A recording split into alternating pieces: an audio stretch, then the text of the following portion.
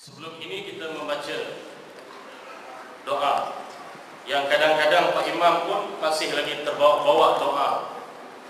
Allahumma barik lana fi Rajab, masih lagi di dalam bulan Rajab. Sedangkan kita dah di penghujung Syaban. Apapun tak apalah, minta berkat daripada Allah. Minta supaya Allah tambahkan kebaikan, kebajikan, ziyadatul khair. Wa ballighna Ramadan, dan ya Allah sampaikan, ya Allah jadikan 12 bulan. Inna iddatash syuhur 'inda Allah 12 syahra. Allah tegaskan, sesungguhnya aku ciptakan silih ganti bulan, 12 bulan itu yang tak pernah pun melawan, yang tak pernah protes antara satu sama yang lain.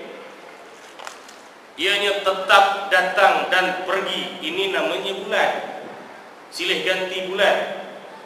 Daripada Muharram sampailah kita duduk di penghujung Syaban, 27 Syaban, tuan-tuan. Doa banyak-banyak, mudah-mudahan kita bertemu dengan bulan Ramadan. Siapa yang boleh memberi jaminan kita sampai ke bulan Ramadan? Tidak ada siapa pun boleh beri jaminan. Hanya semuanya itu adalah kehendak Allah Subhanahu wa ta'ala. Doa, jangan putus berdoa, tuan-tuan. Allahu Akbar. Di dalam kitab Durratun Nasihin, ya, Syekh Al-Khubawi wafat tahun 1824 Masihi, tuan-tuan, kira sendirilah. Dia mengarang satu kitab yang setengah daripada ulama menyebutkan banyak dia bagi dalil-dalil yang bertentangan dengan taraf sahih. Tapi apapun, bila kita melihat sumbangan dia, ya, dapat mendorong manusia, dapat memotivasikan manusia supaya lebih kepada kebaikan, maka tengok, tuan-tuan, ya, beliau menggariskan beberapa persiapan di ambang untuk kita bertemu dengan Ramadan Al-Mubarak. Ramadan pastinya akan datang, dan kita tak pasti boleh jumpa dengan Ramadan, tuan-tuan, ya. Jadi mohon doa dengan Allah supaya kita dapat bertemu dengan bulan Ramadan yang nak datang ini, kita pun hidup lagi, tuan-tuan, insya-Allah. Jadi Syekh ini menyebutkan yang pertama persiapan rohiyah, ya, persiapan mentaliti kita. Ada orang berhadapan dengan bulan Ramadan ni, dia dah bunyi dah, Allah, Ramadan lagi. Rasanya semalam baru Ramadan, hari ini Ramadan pula. Kalau tak bercakap pun dalam hati, tuan, ada bunyi cek begitulah. Sebab dia berhadapan dengan benda-benda yang memungkinkan dia akan jadi lapar. Dia tak boleh berseronok-seronok sangat, tuan, ya. Memang antara hikmah berpuasa supaya mengajar kita supaya jadi lemah. Memang antara hikmah puasa supaya mengajar kita menjadi orang yang kurang makan. Itu biasa, tuan-tuan. Bahkan kita diminta pula, pengarang diminta supaya timbulkan rasa seronok. Dia sebut dekat sini kama qila, seperti mana yang disebutkan, la asla lahu, tidak ada asal baginya. Maknanya kata-kata ini tak tahu daripada mana datang. Tapi tuan-tuan, kita hayati makna dia, tuan-tuan. Man fariha, sesiapa yang gembira, siapa yang hore, siapa yang seronok, bidukhuli Ramadan, dengan masuknya bulan Ramadan, harramallahu jasadahu 'anil niran, ataupun 'ala niran, atau kama qala sallallahu sallallahu alaihi wasallam kalau yang mengatakan hadis. Tetapi cari, ya, dia sebut akhir itu la asla lahu, tidak ada asal. Perkataan ini tak tahu datang daripada mana, tapi atas dasar motivasi, tuan-tuan, ya, atas dasar dorongan kita nak buat baik. Sama juga tuan-tuan, pada 15 Sya'ban, kebanyakan daripada kita ni, umat Malaysia ni, sampai saja 15 Sya'ban, nisfu Sya'ban namanya dia berpuasa. Bila ditanya kamu puasa kenapa? Saya puasa sebab Nabi puasa. Betul ke Nabi puasa? Ya, Nabi berpuasa nisfu Sya'ban. Takut tuan-tuan, ya.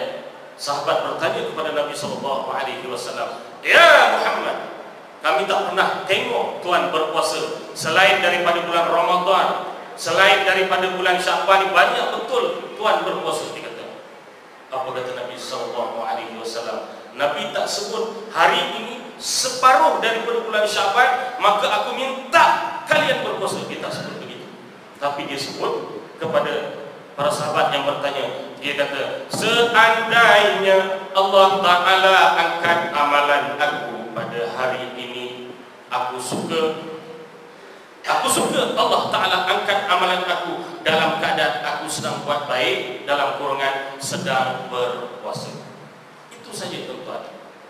Bukan kerana ini sebut Sya'ban. Ini kita belajar tuan-tuan, ya. Supaya jangan nanti kita meletakkan bahawa inilah yang dilakukan oleh Nabi SAW. Na'udzubillah min zalik. Nabi ancam mereka yang menyatakan, aku tak cakap tapi mereka kata aku cakap, aku tak buat tapi mereka kata buat. Falyatabawwa maq'aduhu finnar. Maka dia sedang menempat satu tempat dalam api neraka, tuan-tuan. Allahu Akbar. Ini tuan-tuan, persiapan yang pertama, iaitu persiapan mentaliti. Kita kena wujudkan persiapan rasa gembira nak bertemu dengan bulan Ramadan. Cuba tanya diri masing-masing, ada rasa seronok tak? Mestilah seronok Ustaz. Saya boleh tingkatkan ekonomi saya boleh berniaga. Yang duduk sebelah masjid, mestilah Ustaz, periuk belanga saya akan gantung. Kenapa gantung pula? Ya, sahur di masjid, ya, berbuka di masjid, masih bila masak. Betul juga. Tapi sekurang-kurangnya jangan mengomel, jangan rasa tak kena, tuan-tuan, ya. Habis lepas ni tak boleh makan dah, tak boleh nak sarapan dah. Tuan-tuan, disalahkan Ramadan, tuan-tuan. Kalau tuan-tuan tak pandai menari, jangan salahkan lantai yang tak rata. Mahal Ustaz, menari ini bukan contoh. Tuan, ya. Itu persiapan yang pertama. Persiapan yang kedua, tuan-tuan, yaitu ilmu. Ni kita sedang bincangkan perkongsian ilmu berkenaan dengan Ramadan. Di ambang Ramadan, kita alu-alukan, kan, ahlan wa sahlan wa marhaban ya Ramadan. Begitu, tuan, ya. Allahu Akbar. Maknanya ilmu tentang kewajipan puasa nak kena ada. Mula dah beli, tuan-tuan, ya, pusing fikir anda segala mana-mana lah, cari buku berkenaan dengan puasa. Dah, tuan, ya, keutamaan puasa, hikmah puasa. Ni yang kita sebut tadi, hikmah puasa pun nak kena tahu juga, tuan-tuan. Nak kena ada sedikit ilmu tentang hikmah puasa. Kenapa itu puasa, ya? Supaya menimbulkan kesedaran bagaimana umat Islam di luar negara sana, contohnya di Sudan, di Darfur sana, kan, berpuasa. Bagaimana makanan tak ada, dalam keadaan makanan kurang, nak bersahur, nak berbuka, tuan-tuan. Allah, berfikir sikit, tuan-tuan, kita, ya, supaya timbul perasaan begitu. Oh, begini rupanya orang yang jarang-jarang dapat makanan. Kita mati kerana makan pun ada, tuan-tuan. Kemudian syarat dan rukun puasa juga, hal-hal yang membatalkan puasa, sunat puasa, hal yang berkenaan dengan tarawih. Ni bila tarawih mula dah bincang dah, dia bergaduh. Nak 8 ke 20, nak 20 ke 8. Dah mula dah tuan-tuan. Tak payah lagi dah bincang macam begitulah. Buat yang mudah. Benda sunat tuan-tuan, you buat, you dapat, you tinggal, you rugi. Bukannya you tinggal, you tak ada apa-apa. Tak payah. Macam tu takrifan Yusuf Qaradawi bagi. Buat dapat pahala, tak buat awak rugi. Nak yang mana? Mestilah nak yang buat tuan-tuan kan. Itu terserah dah. Sama ada nak 8 dengan tazkirah ke, nak 20 dengan tazkirah ke, lagi bagus tuan-tuan. Lepas tu sambung pula tadarus kan. Tengok Allah Ta'ala sediakan, hidangkan santapan, bukan sekadar makan saja tuan-tuan, bahkan lebih daripada itu Allah Ta'ala boleh bagi. Yakin sangka baik dengan Allah Subhanahu Wa Ta'ala. Itu persiapan ilmu. Macam mana saya tak faham-faham, jangan bimbang. Nabi SAW memberi keyakinan, may yuridillahu bihi khaira. Ini siapa sebut? Nabi SAW sebut, muttafaqun alaih, yufaqihu fiddin. Barang siapa yang Allah nak jadi dia seorang yang baik, Allah nak jadi kita ni orang yang baik, yufaqihu fiddin. Dia akan beri faham tentang agama. Tentang kewajipan solat tadi pun dia akan beri faham. Tentang keutamaan puasa pun Allah akan beri faham. Tentang hikmah puasa pun Allah beri faham. Sampailah tentang sunat-sunat puasa pun diberi faham. Tentang tarawih pun diberi faham. Tentang iktikaf pun diberi faham. Tentang last sekali nanti nak menyambut hari raya, sebelum tu ada zakat pula lagi, dia beri faham. Allahu Akbar. Ini hebatnya tuan ya. Yang kedua yaitu persiapan ilmu. Yang ketiga, persiapan jasadiah, yang fizikal kita. Apa maksud fizikal tuan-tuan? Lutut sakit, pinggang sakit, kepala pening, gout, 1000 macam penyakit dalam tubuh badan kita ni. Sepatutnya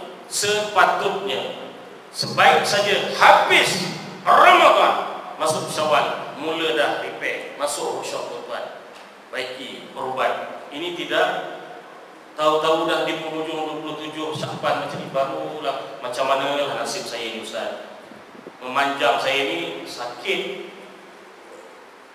Padahal Nabi SAW sebut, sumu tasihhu, puasa kalian akan sihat. Ini penangan puasa tuan-tuan. Puasa saja kosongkan perut, sedap jalannya kan. Yang seterusnya tuan-tuan, apa kata Nabi SAW yang diriwayatkan oleh Imam Muslim? Al-mu'minul qawi khairun wa ahabbu ila Allahi minal mu'minil dha'if. Nabi SAW menyebutkan orang mukmin, orang yang beriman dalam keadaan tubuh badannya kuat, tubuh badannya bersemangat tuan-tuan, bukan nanti nak usaha macam ni, tidak. Lebih baik dan juga dikasihi oleh Allah. Allah suka. Jangan jadikan alasan badan kita ni, sakit kita ni menyebabkan terhalang nak melakukan ibadah terhadap Allah Subhanahu Wa Ta'ala. Ini tuan-tuan, dalam kehidupan ni tak banyak benda yang kita cari tuan-tuan. Kita cari 2 benda je. Agak-agak apa tuan-tuan ya? Dalam kehidupan ni manusia cari apa? Manusia inginkan apa? Yang pertama, manusia nak apa? Kita nak apa? Kalau tak tahu nak apa-apa, payah tuan-tuan. Mesti ada 2 benda yang nak. Yang pertama, semua manusia inginkan kesihatan, betul? Dan yang kedua, manusia nak kesenangan, kemewahan, kekayaan, banyak harta dalam kehidupan, betul? Islam ajar Allah Ta'ala kurniakan nikmat sehat, bersyukur. Allah Ta'ala kurniakan nikmat kesihatan dalam tubuh badan tuan-tuan. Apa kita buat? Syukur. Allah Ta'ala kurniakan kesenangan dalam kehidupan ini. Apa kita buat, tuan-tuan? Apa Nabi kita SAW ajar? Syukur. Dikurniakan kesihatan tubuh badan, tuan-tuan, syukur. Dikurniakan uang banyak, harta, senang, tidak merepot, tuan-tuan, ya? Syukur. Ini dua benda. Tapi kalau begini pula, tuan-tuan, ya, ditakdirkan Allah uji dengan sakit, tuan-tuan. Allah uji dengan sakit kaki, sakit pinggang, sakit kepala, lengkap daripada atas sampai bawah. Apa kita kena buat, tuan-tuan? Sabar. Allah uji dengan kesempitan dalam kehidupan. Kerja tak dapat duit, kerja tak kaya-kaya, tuan-tuan. Sempit dalam hidup, tuan-tuan. Memanjang minta dengan orang, tuan-tuan. Ya, Allah uji dengan kesempitan dalam kehidupan, kepayahan dalam kehidupan. Apa Nabi SAW ajar? Sabar. Jadinya, tuan-tuan, syukur dan sabar, dua sifat ini adalah sifat yang terpuji, adalah sifat mahmud, sifat mahmudah, tuan-tuan.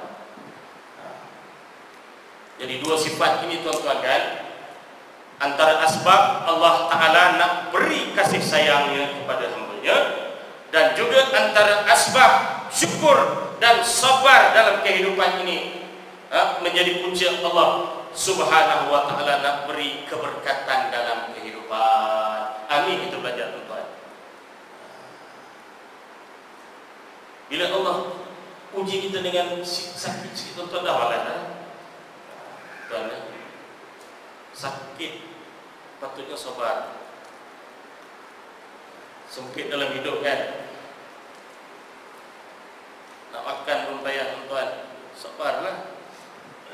Dengan kesabaran itu Allah Ta'ala nak bagi lebih hebat lagi, mana tahu, kan, tuan, ya.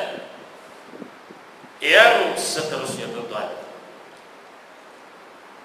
itu yang ketiga, persiapan jasadiah ataupun fizikal, tuan-tuan, ya, untuk bertemu dengan bulan Ramadan yang mulia. Yang keempat, pengarang disebut persiapan maliyah, yakni harta ataupun wang, tuan-tuan, ya.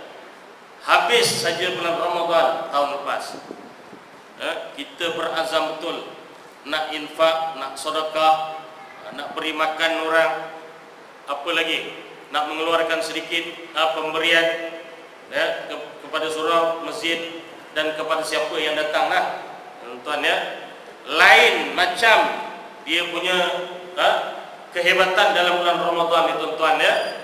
An Zaid bin Khalid qal man fattara sa'iman kana lahu mithlu ajri ghaira annahu la yanqusu min ajri sa'imi syai'a. Hadis hasan sahih daripada Zaid bin Khalid, katanya bahawa Nabi SAW menyebutkan man fattara sa'iman, barang siapa yang memberi makan, barang siapa yang memberi makanan, barang siapa yang memberi minuman, barang siapa yang memasakkan makanan, barang siapa yang membelanja makanan, barang siapa yang memberi makanan, dengan makanan tersebut boleh orang itu berbuka, tuan, ya. Kana lahu mithlu ajri, adalah baginya pahala seperti orang yang berpuasa juga, tuan-tuan.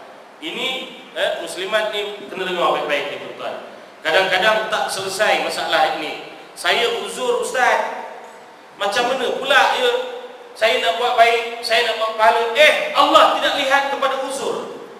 Banyak benda yang kita boleh buat lagi selain daripada nak pegang Quran, selain daripada nak sembahyang, banyak benda lagi. Selain daripada berpuasa, banyak benda lagi. Basuh kain, lipat kain, itu juga Allah akan nilai. Sama juga dalam hadis ini, kalau si uzur tadi dia masakkan sedap-sedap, dia beri makan anak dan isteri untuk berbuka, dan juga dia hantar sebahagiannya ke masjid, ke surau untuk mereka berbuka, dalam keadaan keuzuran tersebut tak pasal-pasal yang si uzur tadi dapat pahala berpuasa tuan-tuan. Ni hebatnya bulan Ramadan punya hal ni. Tuan ya. Orang berpuasa dia makan, dia dapat pahala kerana menunaikan puasa.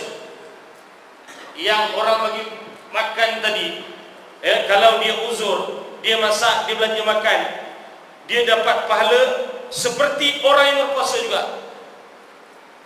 Tapi kalau orang yang tak uzur, orang yang tak uzur, dia dapat double. Allahu Akbar. Satu pahala sebab dia berpuasa, satu lagi pahala sebab diberi makan orang berpuasa. Nilai pahalanya sama macam orang berpuasa. Allah, tanpa mengurangkan sedikit pahalanya. Tuan kan hebat. Tengok apa kata Allah Subhanahu wa taala, sumu li wa ana ajzi bihi. Berpuasa kalian kerana aku yang membalasnya. Tuan-tuan, hebat balasan Allah Subhanahu wa taala. Berapa? 1, 10, 100, 700, bahkan lebih daripada itu Allah boleh gandakan pahalanya. Wallahu yudha'ifu liman yasha. Wallahu yudha'ifu liman yasha. Wallahu wasi'un alim. Bahkan Allah boleh lipat gandakan bagi mereka yang dikehendaki oleh Allah, dan Allah sangat luas pengetahuannya. Al-Baqarah ayat 261. Jadi tuan-tuan, pada malam ini kita belajar 4 persiapan untuk menyambut Ramadan yang kita sebut di ambang Ramadan, tuan-tuan ya. Yang pertama, kita kena wujudkan rasa seronok nak bertemu dengan bulan Ramadan. Dan yang kedua, persiapan ilmu. Kita kena tuntut ilmu, kita kena cari ilmu, kena tanya tuan-tuan berkenaan dengan puasa ni.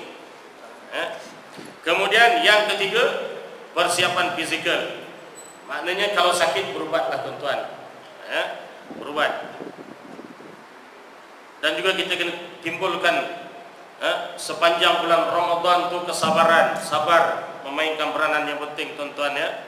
Dan juga syukur, mana yang kita kongsikan sebentar tadi. Allah beri nikmat sihat, Allah beri kesenangan dalam kehidupan, boleh berbuka, boleh bersahur, dan seumpamanya itu syukur pada Allah Subhanahu wa taala. Jangan sampai nanti Allah sebut dalam surah Ibrahim, dalam mukaddimah tadi saya dah sebutkan, wa ta'adzana rabbukum la in syakartum la azidannakum.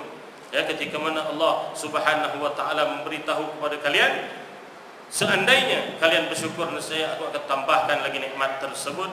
Wala in kafartum, kalau kalian kufur, kalian tak mau bersyukur langsung kepada aku, kata Allah Subhanahu wa taala, ingatlah azabku sangat pedih. Maknanya kita berhadapan dengan ancaman Allah yang memberi nikmat tersebut. Ma'asyiral muslimin rahimakumullah. Seterusnya insyaallah kita akan berkongsi sedikit tingkah laku yang perlu dihindarkan ketika berpuasa, dan ianya akan jadi adat. Sebab itu pertembungan di antara ibadat dan juga adat. Jadi kita mohon pada Allah Subhanahu wa taala supaya kita berada dalam bulan Ramadan, di ambang Ramadan, kita nak menuju ke dalam bulan Ramadan, kita nak semuanya jadi ibadah. Kita tak nak semata-mata hanya adat, tuan-tuan. Yang pertama, menyempitkan skop puasa. Bukan skop puasa, tuan-tuan. Maknanya definisi puasa tu kita sempitkan. Ulama fiqh kata puasa itu takrif ialah menahan diri daripada makan dan minum daripada waktu subuh sampailah waktu nak berbuka. Kena tahan kan daripada makan dan minum. Maknanya kalau kita sempitkan takrifan ini, kita hanya tak makan dan tak minum saja. Persoalannya bagaimana mulut kita? Bagaimana pandangan kita? Bagaimana hati kita? Sangka-sangka kita sesama manusia ataupun kepada Allah Subhanahu wa taala. Ini tuan-tuan. Sebab tu kita sempitkan skop puasa itu. Maknanya bukan hanya sekadar kita tak makan, tak minum, tapi pandangan kita perlu dijaga. Memandang kepada yang halal, tidak memandang kepada yang haram. Begitu juga lidah dan mulut kita senantiasa menuturkan ataupun berkata-kata yang baik-baik saja. Jangan sampai keluar daripada lidah kita perkataan yang sia-sia. Begitu juga dengan hati sanubari kita ni, jangan sampai berkata-kata juga walaupun manusia tak dengar, tapi Allah Subhanahu wa taala mengetahui isi hati kita. Itu yang pertama. Kalau begitu tuan-tuan kan, kita hanya tidak makan dan tidak minum. Yang lain kita hantam, tak berpuasa tuan-tuan ya. Mata tidak berpuasa, hati tidak berpuasa, lidah tidak berpuasa. Akhirnya menyalahi konsep takwa tuan-tuan. Salah tak konsep takwa? Takwa tu kita dengar saban minggu tuan-tuan, menjunjung segala titah perintah, kita puasa. Meninggalkan segala larangannya, iaitu kita meninggalkan juga daripada melakukan perkara-perkara yang ditegak oleh Allah Subhanahu wa taala. Berpuasa juga mata kita, berpuasa juga hati kita, berpuasa juga penglihatan kita tuan-tuan. Ini yang kedua. Apa salah laku kita tuan-tuan yang perlu dihindarkan supaya tidak menjadi adat? Berlebihan menyediakan juadah. Ini pun tuan ya, pastikan ni. Hingga berlakukan pembaziran. Allah Subhanahu wa taala yang menegaskan dalam surah Isra ayat 27, innal mubazzirina kanu ikhwana syayatin wa kana syaitanu li rabbih kafura. Sesungguhnya orang-orang yang membazir itu, mereka kesemuanya itu adalah saudara syaitan tuan-tuan. Kita na'udzubillah min zalik, tak nak jadi saudara syaitan. Wa kana syaitan, dan adalah syaitan li rabbih, bagi Tuhannya, kafura, senantiasa kufur tuan-tuan. Ini syaitan. Jadi na'udzubillah min zalik, kita tak nak tuan-tuan ya, buat yang ala kadar lah tuan-tuan. Jangan sampai berlaku pembaziran. Habis Ustaz, saya yakin saya tak akan berlaku pembaziran, saya hantar ke sana, saya hantar kemari. Silakanlah tuan ya. Ini pengarang disebut takut-takut jadi berlebihan, jadi pembaziran. Akhirnya silakan ke tong sampah kan tuan ya. Berlebihan makan, ini pun sama juga. Berlebihan makan ketika berbuka puasa hingga memenatkan badan dan menghalang daripada melakukan ibadah di malamnya. Sebab apa tuan-tuan ya? Sebab kadang-kadang kan dia tak sempat nak masuk lagi, masih ditekak. Yang sedapnya di mana tuan-tuan? Di lidah saja. Itu saja, sampai ke bawah dah kita dah tak tahu lagi dah. Penat mesin dalam pula punya kerja untuk mencernakan, nak mengisah dan seumpamanya. Tak sempat lagi tuan-tuan. Maghrib tah ke mana, isyak tah ke mana, tarawih datang dia. Ini ni masih ada lagi tuan ya. Kita kena contohi Rasulullah sallallahu alaihi wasallam di dalam berbuka tuan-tuan. Kita saban tahun kan kita kata aku sayang Nabi, aku cinta Nabi. Apa buktinya? Buktinya Ustaz, kami sembelih kambing, kami buat kenduri. Itu bukti kami cinta Ustaz. Dia bukan macam itu. Kita bukti kita cinta kepada Nabi SAW, kita hidupkan sunnah Nabi. Simple saja, tak perlu susah payah lah. Jadi tak perlu gaduh-gaduh tuan. Ini pergi pasar malam, ni berapa? Ni RM2.5. Ni berapa? Ni RM3.5. Yang ni batu bata ni jual tak tuan-tuan? Kalau boleh batu bata tu pun dipanggang makan, orang akan beli tuan-tuan. Itu nafsu makan tuan ya.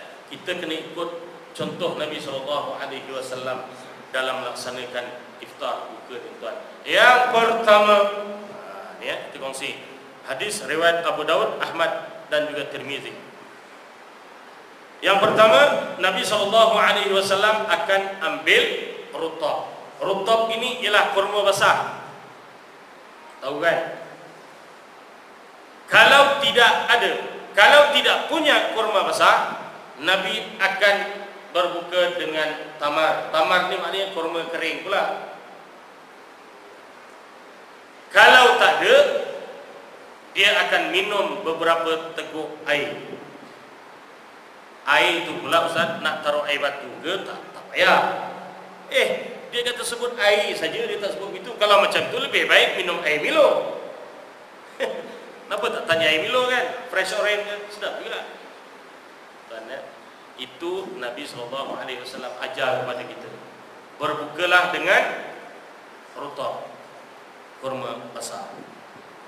Kalau tak ada, berbuka dengan tamar, kurma kering. Kalau tak ada juga, berbuka minum dengan beberapa teguk air. Jadi tuan-tuan, agak-agak boleh lah ya. Itu belum lagi bab bagaimana nak mengambil makanan, tuan-tuan.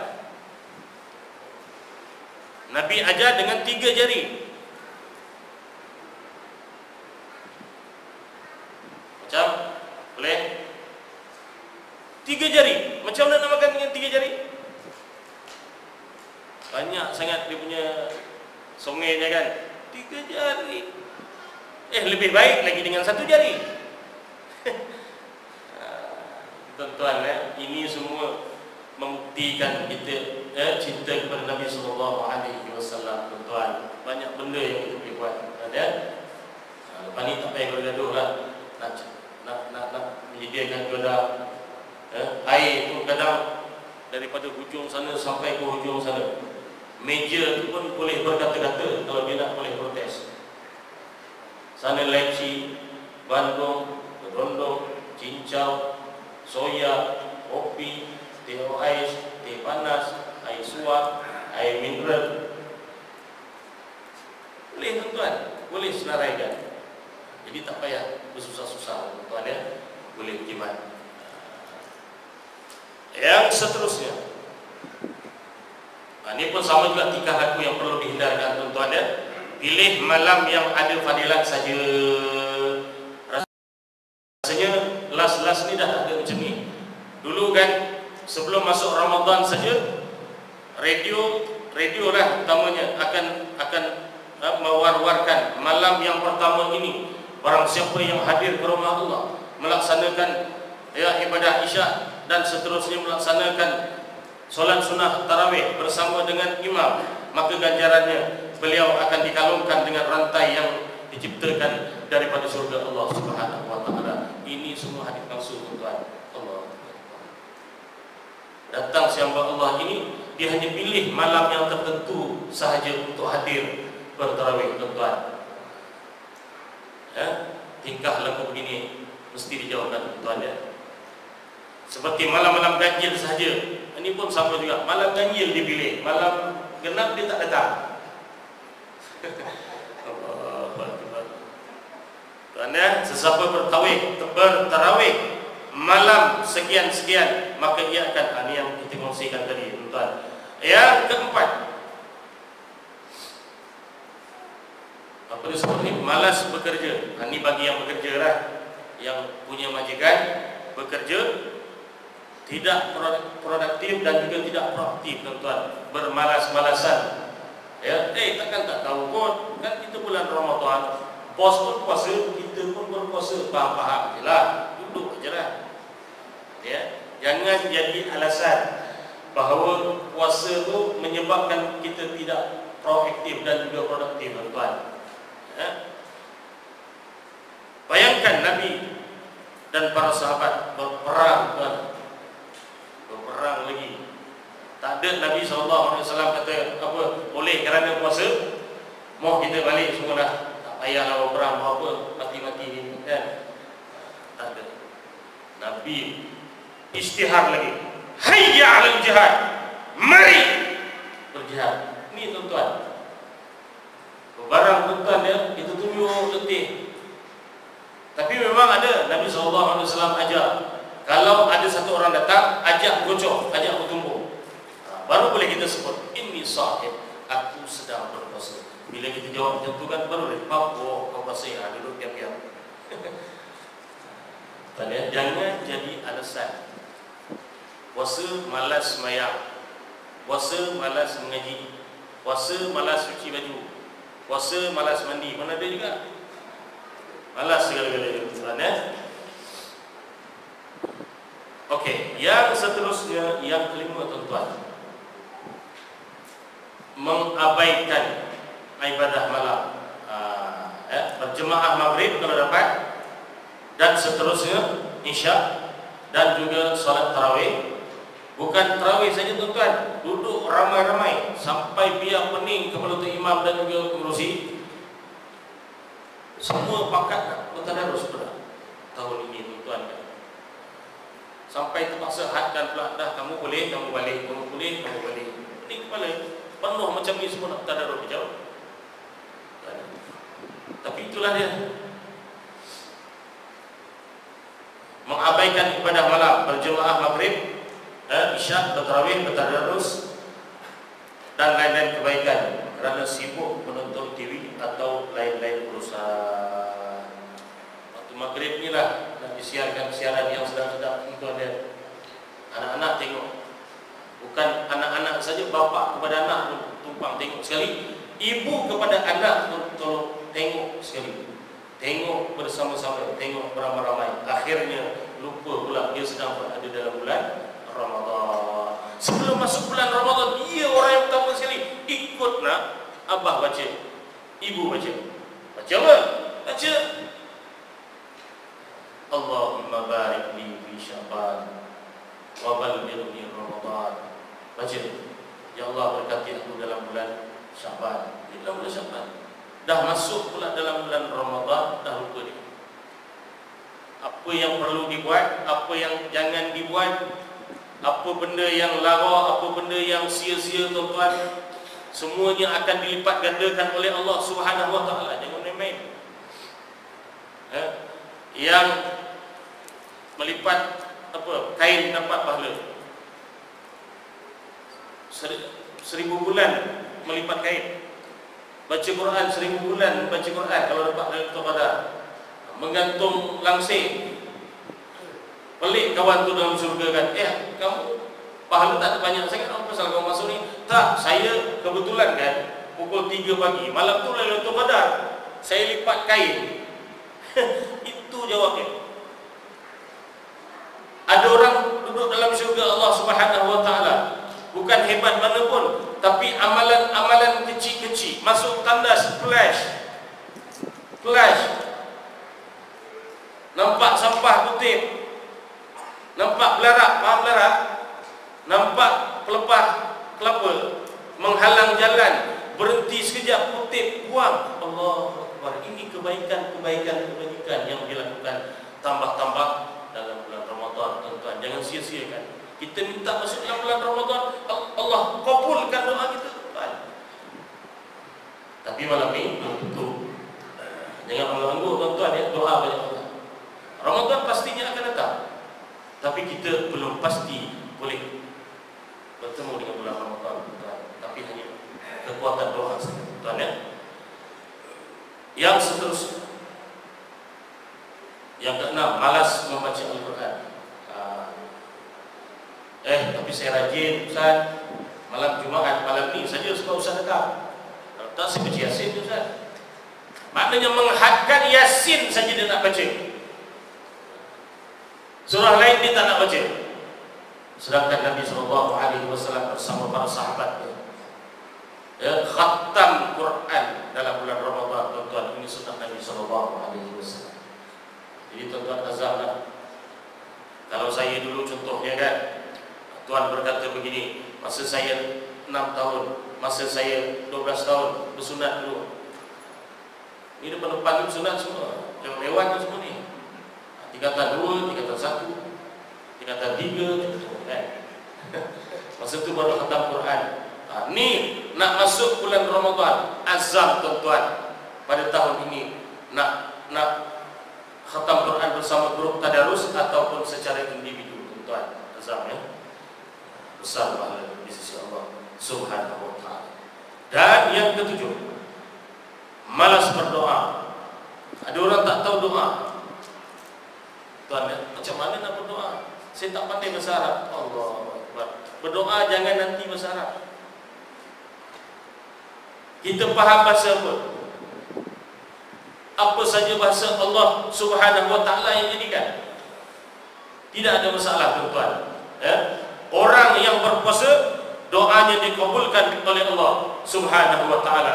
Hadis riwayat Ibnu Majah ada disebutkan, doa ketika nak berpuasa, tuan-tuan, tidak akan ditolak oleh Allah Subhanahu Wa Taala. Jadi Tidaklah nanti duduk dengan keluarga kan hanya memandang saja makanan kan. Sunnah tu sebelum lebih kurang beberapa detik tu kan, tengok makanan supaya energi yang membeku tu dalam tubuh badan kita dia akan cair balik, dia akan cair balik. Macam kita tengok buah mangga kan, tak payah makan, hanya kupas saja tengok dah. Macam tu tuan. Tapi janganlah pula pukul 6 petang dah tunggu kan. Itu menyalahi lah tuan ya. Maknanya di saat itu kalau tak boleh, tak mampu berdoa dalam bahasa Arab, bahasa Melayu, ya Allah ya Tuhanku, jadikanlah puasa pada tahun ini sebagai puasa yang bukan terakhir wahai Allah Ta'ala, dengan keberkatan-Mu wahai Allah, dengan pemurahnya Kamu wahai Allah, apalah kiranya tahun depan lagi boleh bertemu dengan bulan Ramadan. Kami ini tak adalah hebat sangat wahai Allah Ta'ala, tapi apabila Kamu suruh puasa, kami berpuasa wahai Allah Ta'ala. Allah memahami. Akhirnya sampai di depan lagi, akhirnya kita mohon Allah Ta'ala masuk dalam bulan Ramadan lagi. Ini yang kita dambakan, yang kita inginkan. Yang seterusnya, yang ke-8, tingkah laku yang perlu dihindarkan supaya tidak jadi adat tuan ya, meninggalkan peluang beribadah 10 malam terakhir. 10 malam terakhir tanya bermula daripada 21 kan ila akhir, sampailah akhir bulan Ramadan. Gah kata tuan, tapi jangan kita pilih hanya 10 ni saja tuan. Nanti takut kosong pula 20 yang pertama. Ya, maknanya diperhebatkan lagi. Kalau maghrib tak datang, dia hanya datang tarawih saja, pastikan 10 terakhir maghrib datang, isyak datang, tarawih lagi, tadarus lagi, borak-borak lagi. Borak bukan borak kosong tuan, borak ilmiah. Mikir masalah keluarga, masalah umat ni tuan, masalah kampung ni tuan ya. Meninggalkan peluang beribadah 10 malam terakhir dengan persiapan menyambut hari raya. Habis Ustaz, bila masa saya nak preparation untuk raya? Pandai-pandai lah. Siang kan ada, malam dia bunyi pula tuan ya. Dan yang seterusnya, yang ke-9, tingkah laku yang perlu dihindarkan ketika berpuasa dan akan jadi adat tuan-tuan. Itu nak jadi ibadah ya? Tidak sedih dengan berakhirnya bulan Ramadan. Kita kan tuan-tuan, Nabi SAW ajar kita nak masuk dalam bulan Ramadan kena seronok. Sebab apa? Sebab banyak janji Allah Ta'ala nanti. Allah nak bagi benda yang special kepada kita. Allah nak beri rezeki yang tidak disangka-sangka kepada kita. Sebab itu kita kena ada rasa seronok. Dan yang seterusnya, syaitan laknatullah pun dibelenggu. Iblis dan syaitan semua dibelenggu tuan-tuan. Kadang-kadang kita ini pula yang menjadi galang gantinya. Itu yang kita bimbang tuan ya. Kita dan berakhirnya menjelang ambang Syawal pula. Ni kita kena ada rasa sedih tuan-tuan. Sebab apa? Kita bimbang, takut-takut kita tidak boleh bertemu lagi dengan Ramadan yang akan datang, ataupun tak boleh nak bertemu dengan bulan Syawal. Jadi ancaman Nabi SAW kepada mereka yang minta masuk dalam bulan Ramadan, Allah takdirkan masuk duduk dalam bulan Ramadan, tetapi berakhir Ramadan tidak dapat la yufar lahu, tidak dapat pengampunan daripada Allah Subhanahu wa Ta'ala. Dan sebab itulah Nabi diriwayatkan naik atas mimbar lalu mengaminkan. Sahabat bertanya, Rasulullah, pelik kamu hari ini naik saja mimbar amin. Kamu aminkan siapa? Kami tak pernah dengar pun. Kami tak dengar pun apa-apa suara. Lalu Nabi SAW menjelaskan, aku tadi terdengar malaikat kata mereka yang masuk dalam bulan Ramadan tapi keluar daripada bulan Ramadan, tak dapat tarbiyah daripada Ramadan, tak dapat didikan daripada Ramadan, keluar daripada Ramadan tak dapat apa-apa, masuk saja dalam sekolah tapi tidak dapat apa-apa, sijil pun tak dapat, tak habis pun belajar. Itu dia punya pemahaman tuan-tuan ya. Dan yang seterusnya, yang terakhir, perkara yang perlu kita hindarkan. Tuan ya, tingkah laku yang perlu dihindarkan semasa kita berada dalam bulan Ramadan supaya tidak jadi adat semata-mata. Yakni percaya tentang roh orang mati balik ke rumah pada bulan Ramadan. Ini pun ada. Dia minta anak-anak dia kan duduk elok-elok, jangan bergaduh-gaduh, dia kata. Atuk nenek awak tu ada tu atas tu. Tuan ya, saya bercakap ni dulu atuk nenek saya memang macam itu. Tapi setelah dia kawan dengan ulama kan, dia dah tahu, jadi dia tinggalkan. Kalau tak kan, kita bercanggah dengan satu ayat Allah Subhanahu wa taala dalam surah Al-Mu'minun. Tuan tengok ayat 99 dan ayat 100. Apa kata Allah Taala?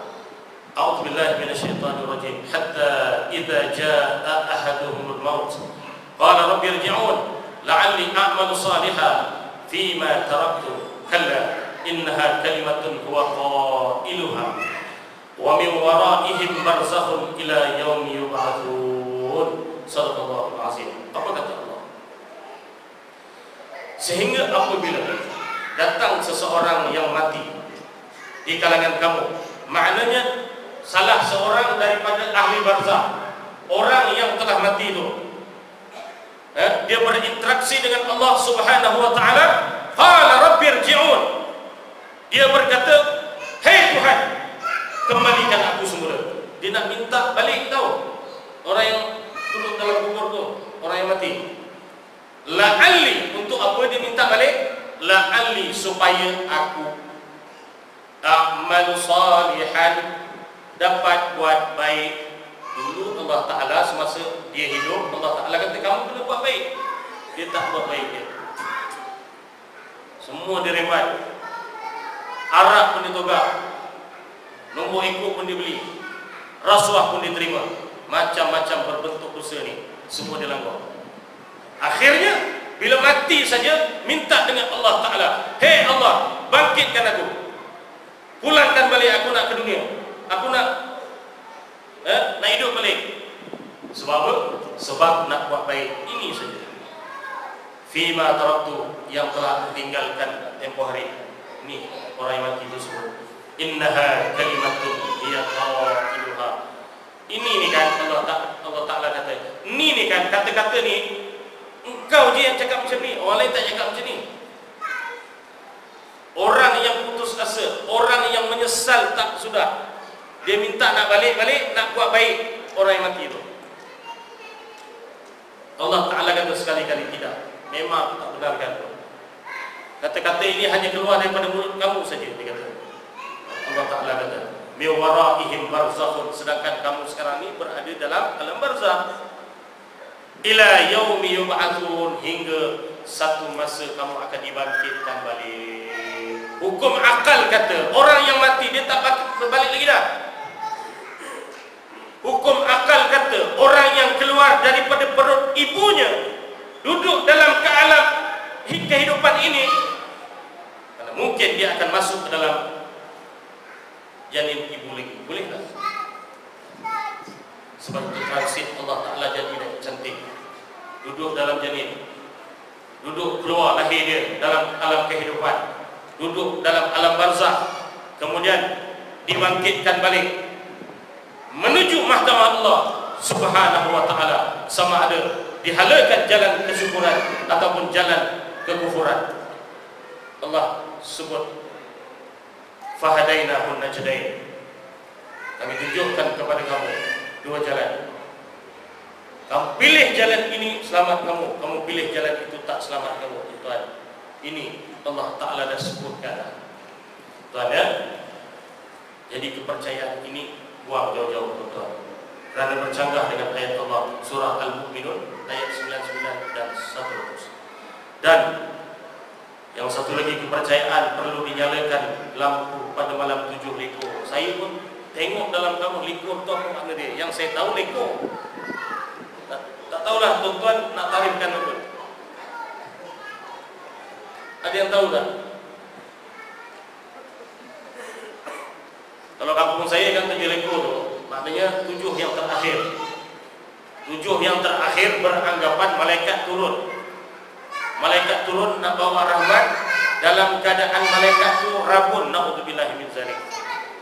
Ini tanggapan agama lain, beranggapan orang Islam hidupkan lampu 7 malam yang terakhir, 7 liku disebut begitu, tak lain dan tak bukan adalah untuk menerangi, yang saya tahu memudahkan untuk anak-anak main mercun saja, tidak lebih daripada itu,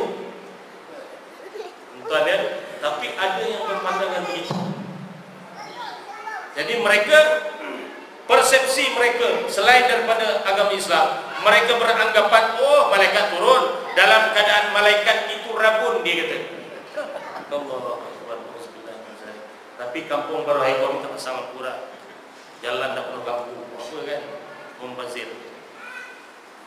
Tapi setengah-setengah kampung dia memang lampu sana lampu sini. Beza antara Muslim dan musyrik. Ini pun sama juga yang terakhir, tidak menunaikan solat fardu ketika berpuasa. Jadi isu jadi isu. Ahli sunnah wal jamaah, ini kita belajar, kita kongsikan.